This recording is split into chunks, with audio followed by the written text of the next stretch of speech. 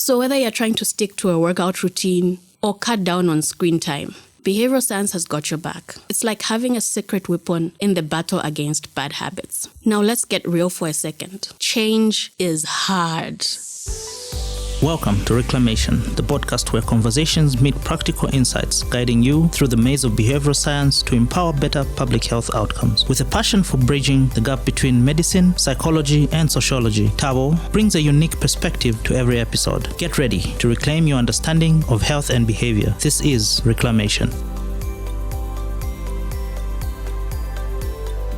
Hello, and welcome to the very first episode of the Reclamation podcast. I'm your host, Tabo Lukato Hadunka, and I'm coming to you from the heart of Zambia. Today marks not just the beginning of a podcast series, but the dawn of a journey we embark on together, a journey of understanding, change, and empowerment. As we navigate through the ebbs and flows of life, we often overlook the power that lies within us, the power to transform our behaviors for a healthier, happier existence. You see, this isn't just any podcast. This is a movement. It's a reclamation of our innate ability to shape our destinies through informed choices and deliberate actions. And I'm here to guide you through it all. Well, at least try to. But before we dive into the depths of behavioral science and its wonders, let me share a piece of my heart with you. For over 2 decades, I've been living with HIV, a journey that has taught me resilience, compassion, and most importantly, the significance of behavioral change. From taking my medication religiously to adopting a lifestyle that supports my well-being, every step has been a conscious choice. It's been a testament of how altering our behavior can indeed alter our lives. And that's pretty much what reclamation is about. It's about reclaiming control over our health by understanding why we do what we do and how we can actually do it better. It's about bridging the gap between knowledge and action, because it's one thing to have the knowledge, but actually materialize what you know and turn it into action? Yeah. So whether you're here seeking inspiration, knowledge, or just good old-fashioned company, I promise you this: you live with a spark to ignite change within yourself and within your community. In each episode, we'll unravel the mysteries of human behavior. We'll explore how motivation works, why systems and culture plays such a pivotal role in shaping us, and how we can harness the power of behavioral science to enhance our lives. But yeah, more than that, we'll share stories, obviously. Stories of triumphs, stories of trials, stories that resonate with each one of us on a personal level. Because at the end of the day, it's our stories that bind us together in this shared human experience, hey? Okay, back to my story. So over 20 years ago, life threw me a curveball that no one could have seen coming. I was diagnosed with HIV. And this was a time when the world whispered about it in hushed tones. The future seemed like a distant dream. But here I am, 2 decades later.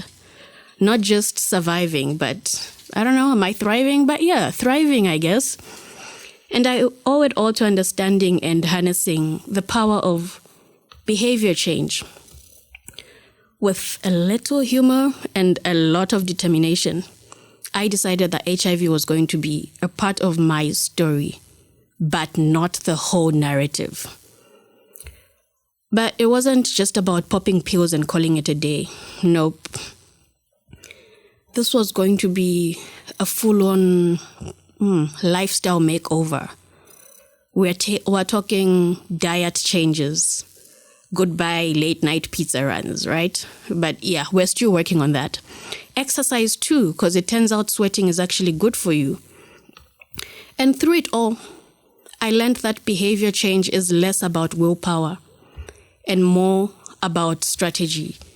Because, We have the willpower to do a lot of things, but we somehow still do not execute them. So it's like playing chess with your habits.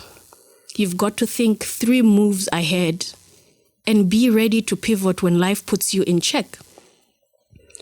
Now, let's talk stigma. If HIV were a person, it would be the most misunderstood character in the story of life. So I made it my mission to set the record straight. Not just for me, but for everybody else living with this virus. We're not victims, we are victors. And if anyone has a problem with that, well, they can kindly take several seats. But humor aside, advocating for HIV awareness became more than just a passion. It's become my purpose. And I won't lie to you.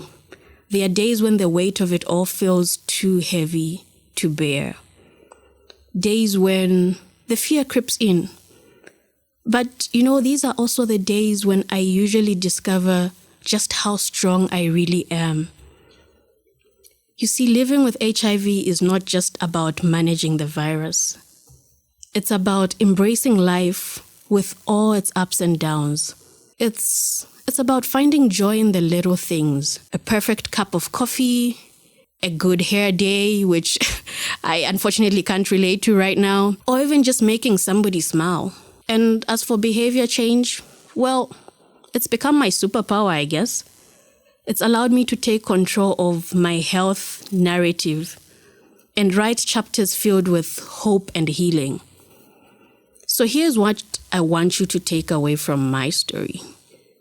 No matter what life throws at you, be it HIV or any other challenge, you have the power to change your behavior and change your life.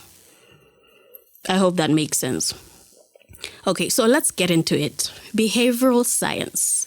So behavioral science isn't just academic jargon. It's the study of why we do what we do and how we can do it better.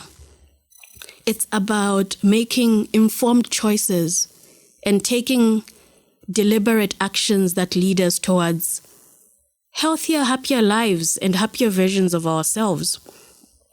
Imagine it as the GPS of human behavior. It helps us navigate why we do what we do and how we can do it better. So it's like having a personal life coach in your pocket, but obviously without that hefty price tag, eh? Now you might be thinking, behavioral science, this sounds complicated. But trust me, it's all around us. It's in the ways we choose our morning cereal, or the way we choose the route to take to work, or even how we decide to swipe left or right on that dating app. No judgment here. At its core, behavioral science is about understanding the mechanics of decision making. It's about figuring out the why behind our actions and using that knowledge to make positive changes. And here's the best part. You don't need a PhD to apply behavioral science in your life. All you need is a little curiosity and a willingness to experiment. So like you want to eat healthier? I mean, I've been struggling with eating healthier. So maybe try placing fruits and vegetables at eye level in your fridge. Like don't place them at the bottom where you can't easily see them. That might help and encourage you to eat healthier. Or are you looking to save money? Then set up an automatic transfer to your savings account every payday. For example, did you know that simply changing the wording on a sign can influence how many people wash their hands in a restroom? Yep, experiments have been made just from the different language and wording of a sign. The number of people who actually washed their hands after using the loo increases. Or that reducing the plate size can help combat overeating. So yep, behavioral science is that cool kid in class who knows all the tips and tricks. And let's face it, we could all use a little help in the decision-making department. Well, at least I know I could. I mean, who hasn't stood in front of an open fridge on a lazy morning, wondering if that leftover pizza counts as a balanced breakfast because it has some vegetables sprinkled on it? So whether you're trying to stick to a workout routine or cut down on screen time, behavioral science has got your back. It's like having a secret weapon in the battle against bad habits. Now let's get real for a second. Change is hard. Change is hard. It's like trying to teach an old dog new tricks, except the dog is us and the tricks are healthier habits. But here's the kicker. Change is also possible, and not just winning the lottery possible or your Betway ticket passing possible. No, but actually happening every day possible. But it's not just about physical steps. It's about mental shifts too. It's about rewiring our brains to embrace new patterns and say goodbye to the old ones. And trust me, our brains are more flexible than we give them credit for. Think about it this way. Every time you make a choice, you're casting a vote for the kind of person you want to be. So, like, if you want to be someone who exercises regularly, every workout is a vote. So you're actually casting a vote towards that version of the person you want to be. And sure, there will be days when you slip up, when the vote goes to procrastination party or binge watching Bonanza, because, I mean, I'd rather sit down in front of the screen than work out. But that's okay, because change isn't about perfection. It's about progress. Somebody told me that messy progress is okay. So the beauty of behavioral change is that it's not a one-size-fits-all deal. It's tailor-made to fit your particular life, your personalized goals, and your quirks. Now, I won't sugarcoat it. Transformation takes work. It's like building a muscle, You've got to exercise it regularly. But it's just like any good workout.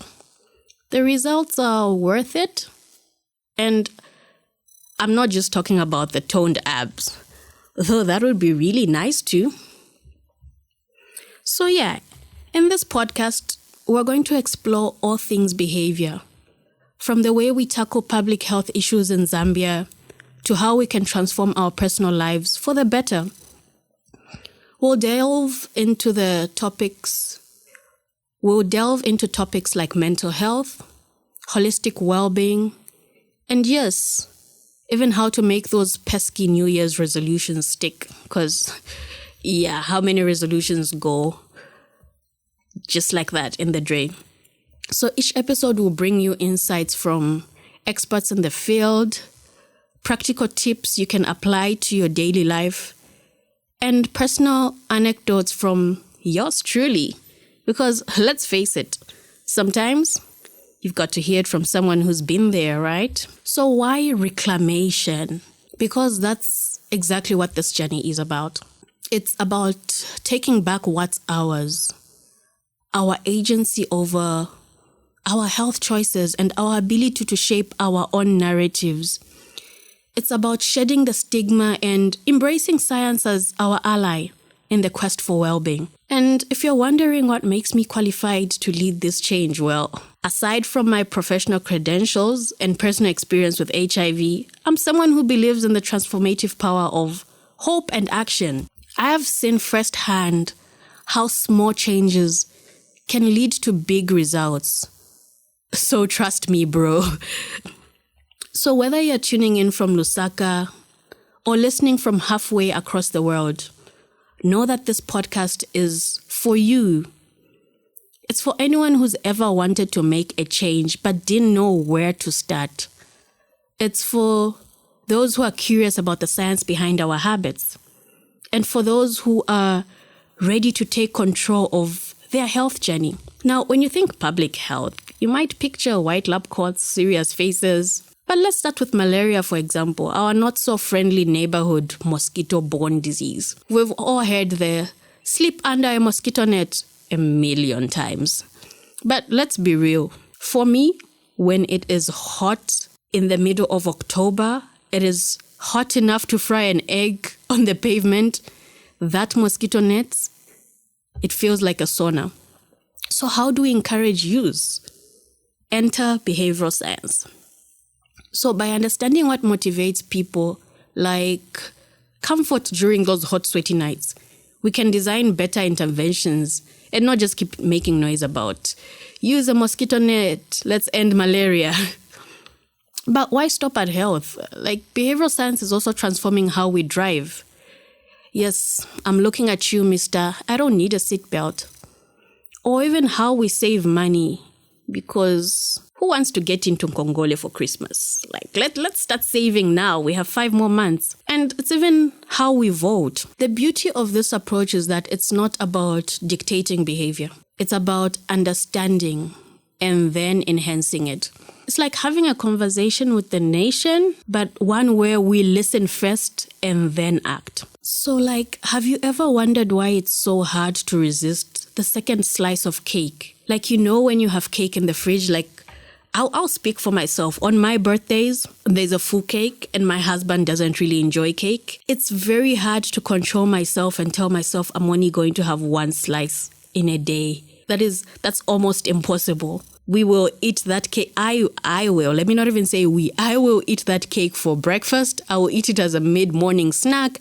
I will have a slice again just after lunch for dessert. I will have a slice again in the evening while watching a favorite TV show. So yeah, it's really hard to resist the second slice of cake even when you know you should be done. Or why we check our phones every 5 minutes. Well, behavioral science has the answers. And they are not as complicated as you might think. It actually turns out our brains are wired for instant gratification. That's why the cake is calling my name.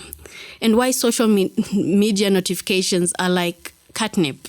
But here's the good news. We can rewire our brains. It's like updating your mental software. But it's not just about self-improvement. It's about community improvement too. Imagine if we all used behavioral science to be a little kinder, or a little more patient, or a little more understanding. We'd be living in a utopia, eh? Or at least a friendlier neighborhood. So whether you're trying to drink more water, or spend less time in front of the screen, or using your phone less, well, at least after this episode, of course, because don't decide you've had enough gadget time for the day when I need you to keep listening to this episode. But you just need to know that every step counts. Now, let's talk about these pesky habits we all want to kick. You know, the ones like biting your nails or hitting snooze 1 too many times. Behavioral science tells us that to break a habit, we need to replace it with a new one. So it's very hard to actually break a habit because I feel like you leave a vacuum, like you need something to fill up the vacuum. So instead of biting your nails, for example, how about drumming your fingers to the beat of your favorite song? And instead of hitting the snooze button, we put our alarms across the room. And we turn waking up in the morning into a scavenger hunt. Like, put your phone as far away from the bed so that you're forced to actually get up and turn it off. But has anyone actually tried that though? Because I really struggle with getting up in the morning. So has anybody, I know it's something that has been circulating for a bit. Has anybody given it a try? And has it actually worked out, or have you found better ways of actually getting up early if you're like me who struggles to get up? Please leave a comment on if it actually helped you with getting up on time, or if you found another way of getting up on time. And just like that, we're at the end of the first episode. Wow, you actually made it this far. I hope you now have an idea of what reclamation is about. If you've enjoyed today's episode, don't keep it to yourself. Share the love. Tell your friends, tell your family, tell everybody about it. And thank you for tuning in today. Thank you for joining me till the very end. In the world of behavioral science, every ending is just the beginning of something new. Please remember to subscribe, leave a comment, and stay tuned for more adventures in behavioral science as we continue our journey towards a healthier, more informed decision making. Until then, stay curious, stay vigilant, stay healthy. This is Thabo Lukato Hadonka signing off from Reclamation.